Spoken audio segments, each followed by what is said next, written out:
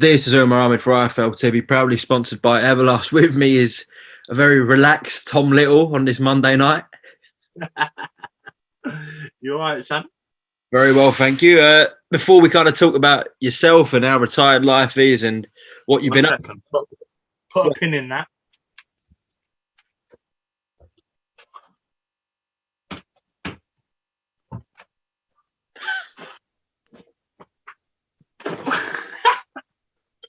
Am I seriously leaving that in? You can leave that in, bruv.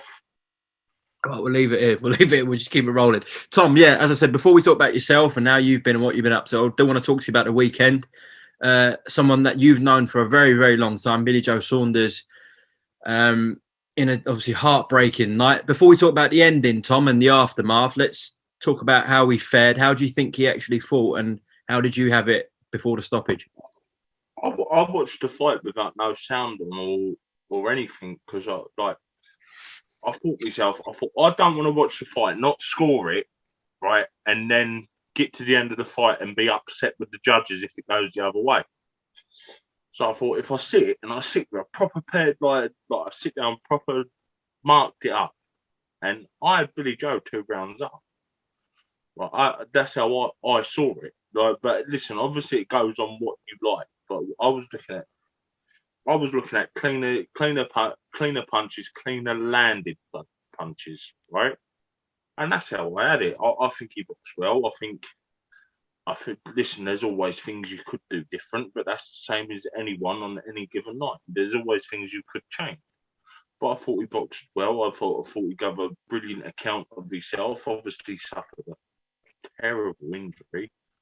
And that's it really. Like I just like it was an heartbreaking thing to see, but that is boxing, and the thing is you don't pay a corner to be brave for you. Do you know what I mean? Like, which we will come on to all that in a minute, but like they're giving him stick over something that weren't even in his hands. Mm. So I don't know. Listen, but long story short, I thought he boxed well, and he done a good account of himself. He gave Canelo more to think about in 2 rounds than his last 10 opponents have in 12. So Yeah. All right. Well, obviously, yeah, Canelo landed an excellent shot to Billy's eye, which ultimately ended the fight. A lot of criticism since then, Tom. Billy's been labelled all sorts. And we have learned since then that he did suffer multiple fractures as a result of that shot from Canelo's. What have you made of the aftermath of everything? listen, to be honest with you, Omar, listen, I'll stand up for my pals regardless of whatever not. But I'll also call. Listen, I'll call anything as it's here. If somebody does something, I'd say it. Like, listen, you've known me for ages. How I see it is how I see it, and I'll say it. But let me tell you something. Before me and him ever done anything in life, the things that me and him got up to, we both of us could stand there and listen. I would argue with the devil that boy ain't got quitting. And listen, that don't go with him. And that don't run through his veins at all. You could see the heartbreak in his face when the corner pulled him out. You could see, like, I don't know what everyone else was watching. You could see the cut man look at Mark and say, like, you got to pull him. Like, you could see him say that, and I don't know what they expect people to do. And to be fair, when you were saying, like, what did people want him to do? Go out there with a broken eye socket to still get on the cards? Like, what's the point in that? Get sent out to us and listen. I'll tell you what the corner done. The corner. This is the benefit of having a good experienced corner or something. You don't pay a corner to be brave for you, right? That's one thing you don't pay them for, right? Because bravery is something that runs through any fighter's art, right? But what you pay them for is to take the right decisions at the right time. Some of the decisions you ain't gonna like what they have to make, but that is boxing. So listen, these people that are saying he quit and whatever not, listen, they obviously don't know boxing, whether they're boxers or not, or whatever not, because they don't know what they're looking at. A quit is what Daniel Dubois done. That's it. Listen, Daniel Dubois kicked my ass, right? But you can't get away from the fact he quit.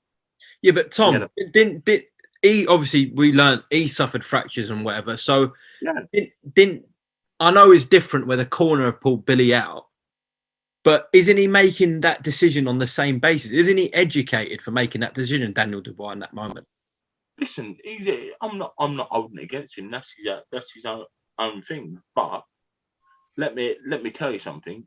If you got the right trust in your corner, and you got the right trust in yourself, when you're in the moment of having a fight, and you're the man fighting, Umar, when you're the man fighting, your eye or anything is not going to come into your head. Now, let me put it this way, right? Let me put that this way. Look, see in there, right? When you see me, I'll show you, right? You can see where bones were sticking out on my hand when I was fighting Daniel, right? Literally, they were broke the skin. They were out on my hand, and not for 1 minute, not for 1 minute. And let me tell you something. I never felt pain like that in my life. In my life, but for 1 minute, did me taking a knee and thinking I'm done. Do you know what I mean? Now, the thing is, if you've got the right trust in your corner, and you know that they will only look out for your health and safety, then you got no need to take a knee in the middle of the ring, because you know if the time comes that they're gonna need it, they're gonna need to make a decision. That is what they're for, to make that decision. That is what they're there for. That ain't on a fighter's hands to make. Now Billy Joe went out and he went out, had a fight. The corner pulled him out. So tell me how he's quit. Who has said he's quit? Who, like, give me a couple of names who said he's quit. What a lot of fans have. I think I've seen.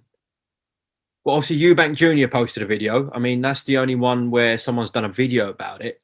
Yeah, I'll tell you what I do with that from Brighton, right? And I don't care what anybody says. Listen, if people don't like it, I'm retired. I ain't got to worry about what I say on here, right? I'll tell you what I do with you. He wants to talk about heart and what's the name, and he wants to test heart.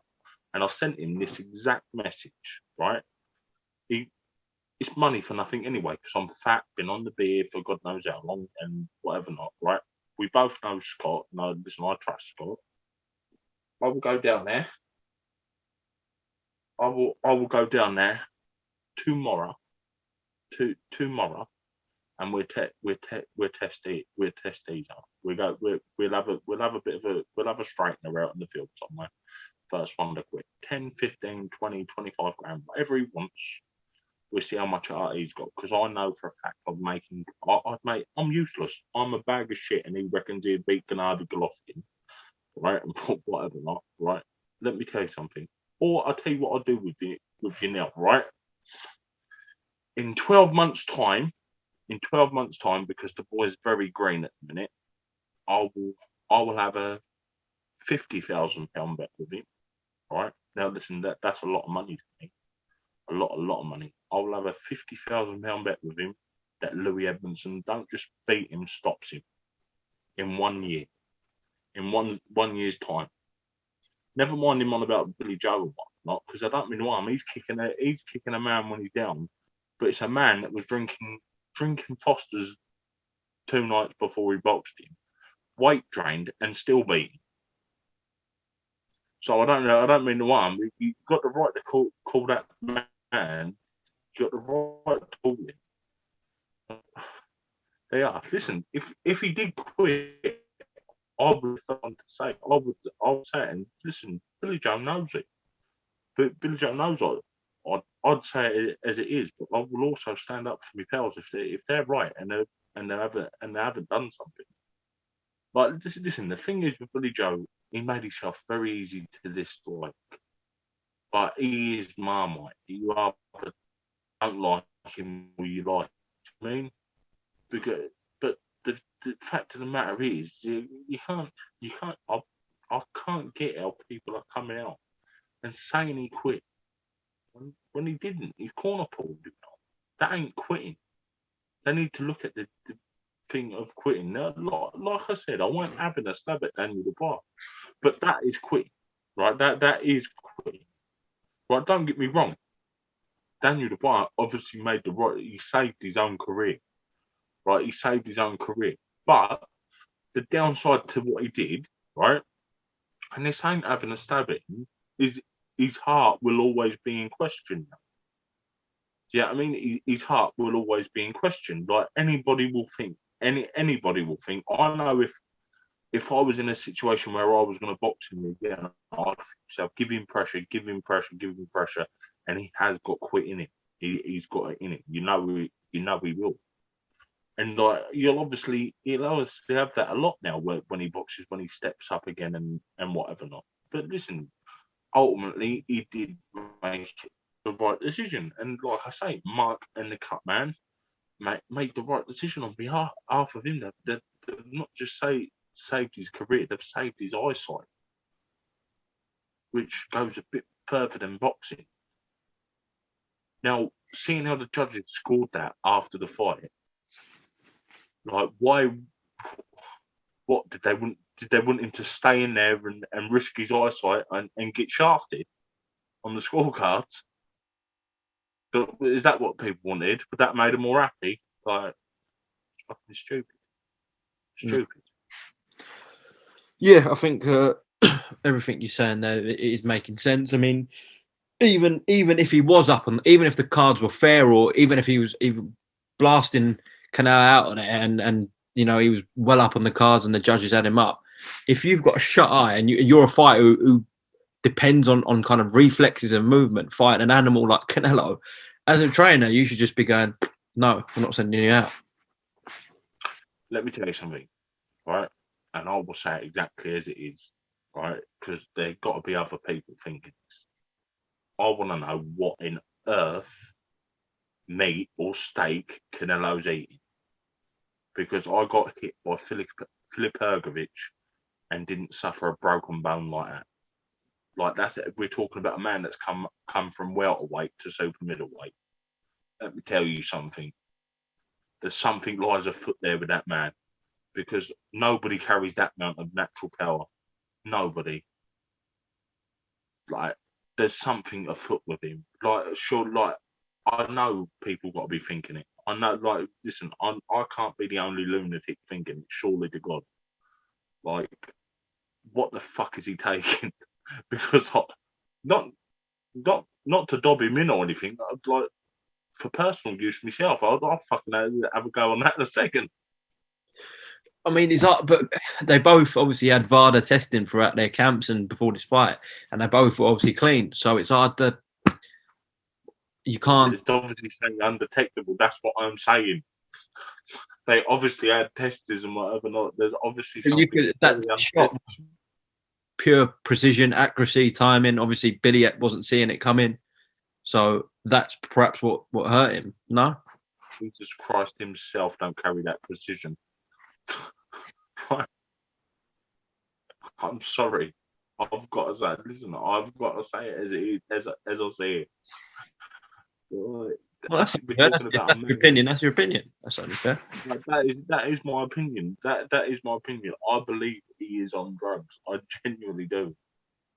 Listen, until he gets caught, listen, I probably ain't got the right to say that. But like I said, I don't really give a shit. That's how I see it. I think he's a druggie. I genuinely do. That's it. But like I said, she was a funny shot. She was a proper smack in the face. But I'm telling you now, Billy Joe just tried to ring me. Who did? Billy Joe. He just tried to ring you? Yeah. Go on, do you want to answer him or I can pick it up? I'll ring him up. Yeah, ring it. We'll just close up now. Just wanted to ask you how you've been getting on in retirement. What you been doing? Mate, I'm bored as fuck. Bored. And you know what it is? I think I want to end up fighting. What's that? You're cutting up again. I think I'm gonna fight again. I think. What? Yeah, I think I'm gonna have a fight again. I think. Are you being serious? Yeah, I ain't even messing about. I generally think I'll put it up the other day. I'm gonna like I don't want to operate at the levels I was operating at, and I do believe I believe I operated at a level out of my depth for the sake of money, and I just went I'm gonna come back, have a couple of a little confidence building fights, a couple of little confidence building fights, then fight for a Southern Area title. And listen, I believe I'm good to win an English Southern Area title. I generally do believe I'm good enough to do that. And do you know what? I will get in the. I'm gonna go in the gym and I'm just gonna see how much I like training. That's So what I'm you're gonna do. not committing to anything yet, are you? I ain't committed to nothing. And to be honest with you, I had a chat with Josh the other day about this, and this is what I'm saying about picking the right people to have around you. Like Josh knows he'll be the only person that I train with anyway, right? And he said to me, Tom, you got much more to offer boxing, doing like coaching or managing or doing something like that. He said, in boxing, he said, I don't want to see you get hurt. He said, if I'm honest with you, he said, your timing ain't nowhere near what it should be. So, listen, I'm just going to see if I can change his mind while I'm training. If not, then I won't come back. If he do, then they do. All right, well, keep us updated on that situation. I'll speak to you anyways privately about it. And if the comeback's on, and obviously we'll get a word about it. But listen, Tom, appreciate your time, and we'll speak soon, all right? Listen, I just want to say one more thing. Go on. Chris Eubank Jr., if you do watch this here, for one, suck my helmet. Right, but I shouldn't really say that because I don't know you to dislike you. But if you do want to have a couple of hits, listen, you're a money man. I'm not. I'm only a poor old boy. So 10, 15, 20 grand, whatever you want, me and you'll step out somewhere, and I'll guarantee you, I could make you jack it up in about 5 or 6 minutes. And I'm a big fat useless ex-journeyman. So listen, I already know what I am. Okay, Tom Little, listen, go and ring Billy Joe, and appreciate your time on IFL as always. We'll speak soon, all right? All right, mate. I'll see you in a bit, eh?